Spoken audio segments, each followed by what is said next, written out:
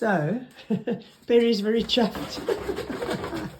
He's got his corner sorted. I think that's going to be our dance floor, actually. Yeah.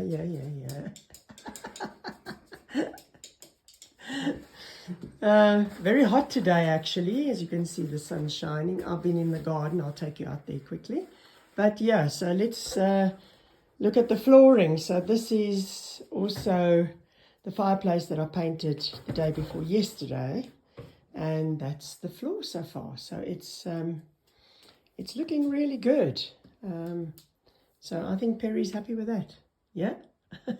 Great stuff. Okay, I'll quickly take you outside. Gotten rid of the other sage bush. And this is what it looks like. So in due course, obviously, we'll plant some beautiful flowers. That's a clinging rose, yellow rose bush, which is beautiful.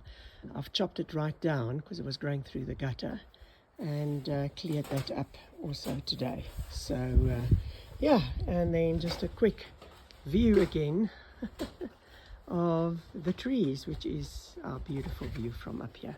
Okay folks, we'll keep you posted. Bye for now.